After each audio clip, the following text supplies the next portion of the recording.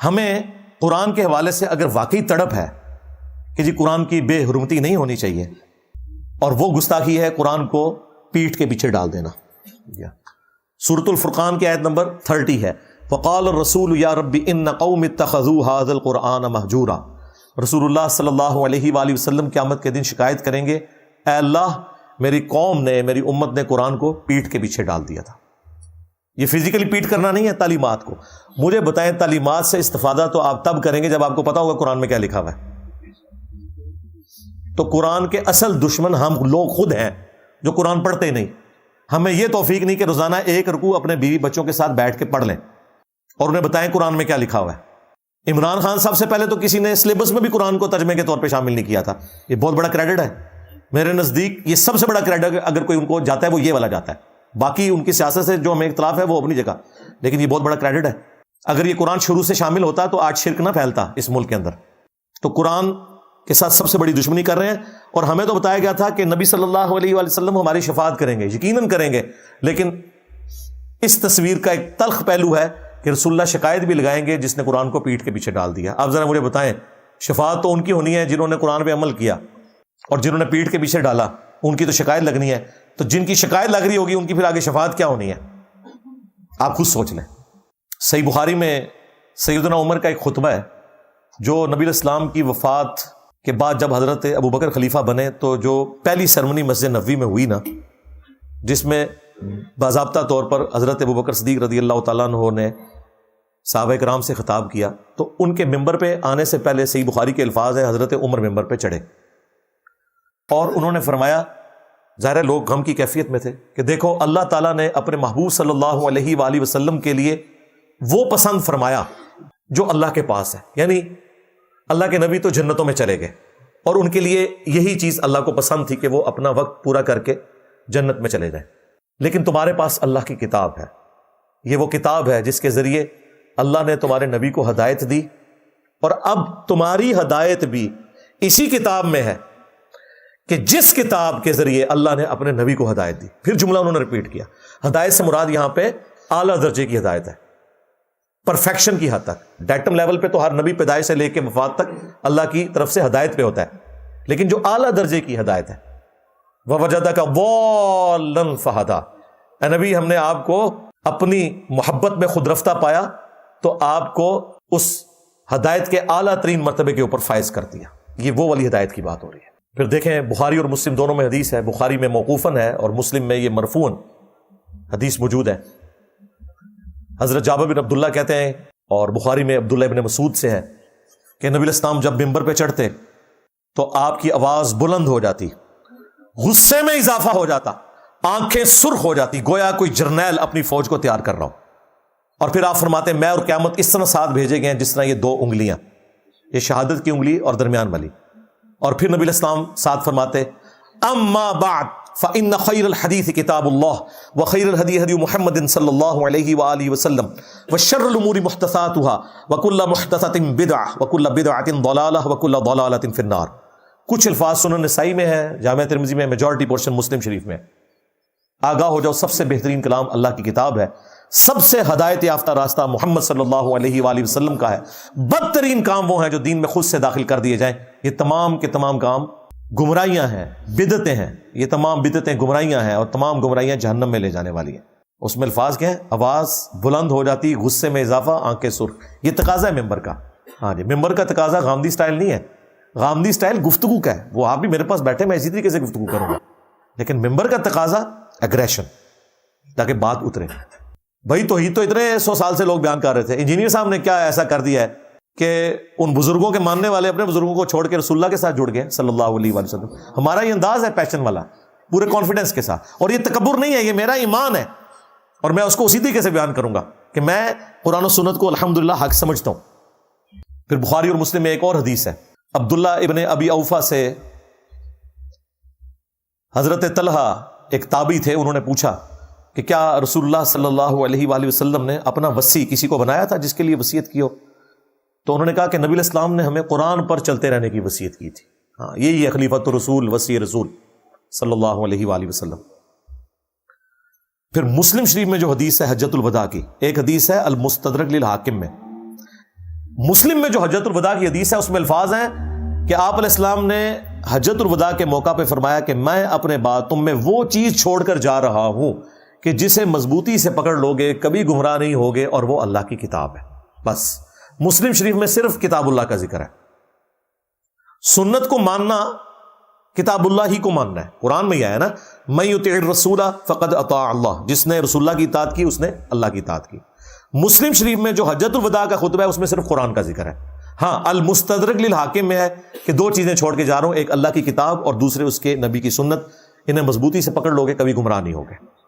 لیکن مسلم شریف میں صرف قرآن کا ذکر ہے، کیونکہ قرآن بنیاد ہے، یہ ہماری ٹیکسٹ بک ہے، احادیث ہماری ریفرنس بکس ہیں. اور پھر جو مسلم شریف میں اوپر تلے 4 احادیث ہیں جو میں نے اکثر بیان کی ہیں، اور میں نے یہ اکثر جملہ بولا ہے کہ اس پلانٹ ارتھ پہ قرآن کی شان میں کوئی حدیث بھی غدیر خم کی حدیث سے اوپر نہیں ہے اپنے الفاظ کے اندر. اور یہ غدیر خم کا خطبہ حجۃ الوداع کے بھی بعد ہے. نبی علیہ السلام جب حج کے بعد واپس آ رہے تھے، مکے اور مدینے کے درمیان خم نامی جگہ کے اوپر نبی علیہ السلام نے پڑاؤ کیا. آپ علیہ السلام کے لیے اونٹ کے پالان کا ممبر تیار کیا گیا، اور آپ کی گفتگو ظاہر ہے اس کے بعد 2-2.5 مہینے بعد نبی علیہ السلام دنیا سے تشریف لے گئے. الفاظ ہی کنکلوڈنگ ہے، اے لوگو آگاہ ہو جاؤ، میں بھی ایک انسان ہوں، قریب ہے کہ اللہ کا قاصد یعنی موت کا فرشتہ میرے پاس آئے اور میں اس کی دعوت قبول کر لوں. میں اپنے بعد تم میں 2 بھاری چیزیں چھوڑ کے جا رہا ہوں. ان میں سے پہلی چیز اللہ کی کتاب ہے. اب ذرا الفاظ سنیں، ان میں سے پہلی بھاری چیز اللہ کی کتاب ہے.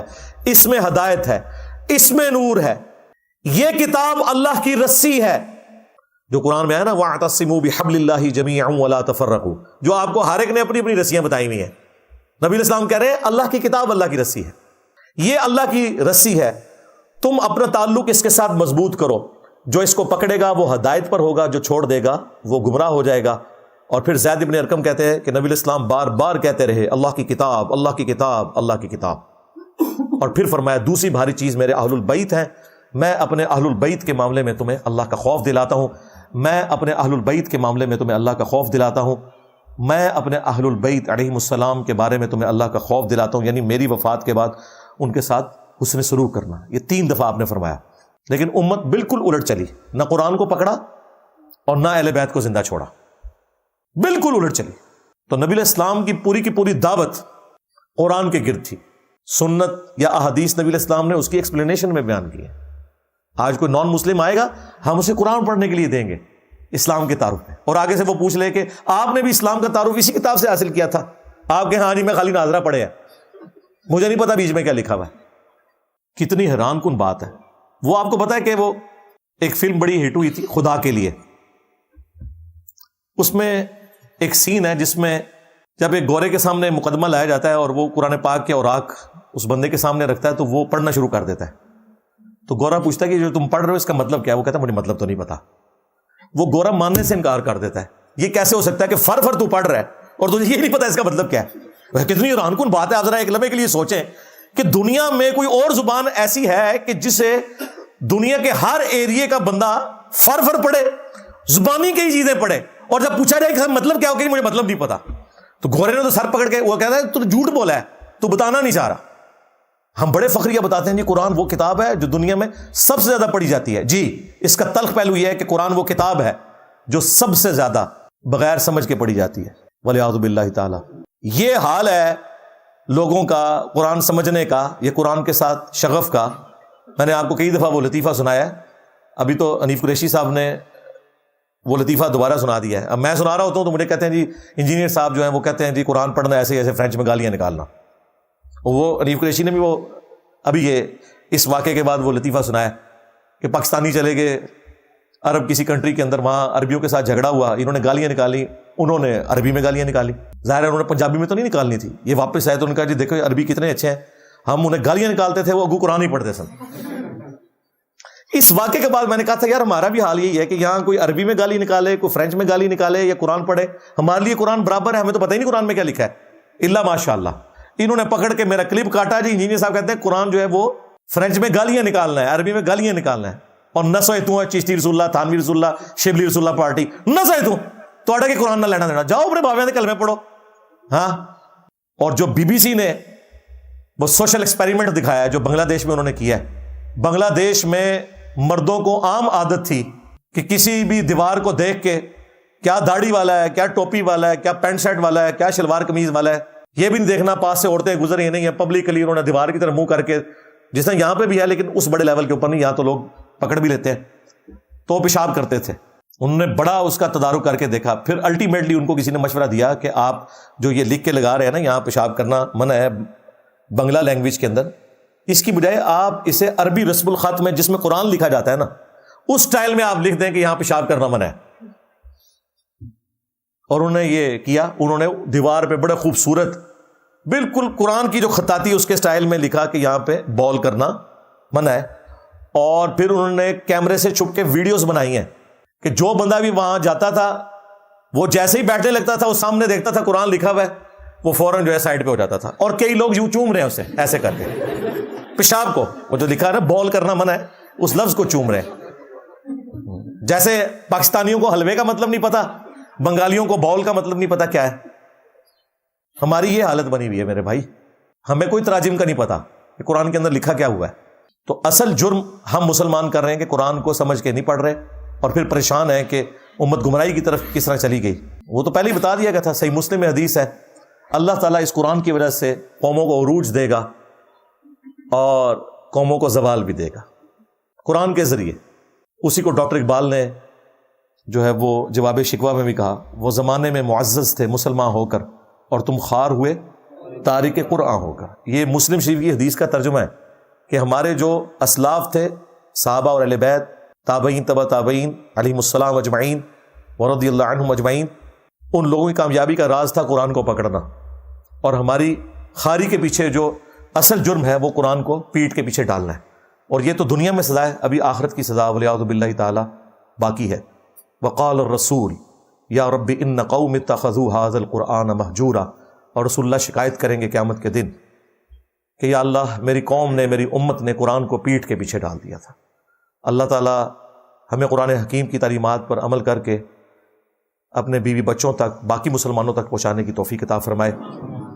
قیامت والے دن ہمیں ان لوگوں میں شمار فرمائے جنہیں رسول اللہ صلی اللہ علیہ وآلہ وسلم کی شفاعت نصیب ہوگی، اور ان لوگوں میں نہ شمار فرمائے کہ جن کی شکایت لگے گی بسبب اس کے کہ انہوں نے قرآن کی تعلیمات کو پیٹ کے پیچھے ڈال دیا تھا. آمین. صلو علی محمد وآل محمد، اللہم صلی علی محمد وعلی آل محمد واصحاب محمد وازواج محمد وامت محمد اجمعین الی یوم الدین. آمین.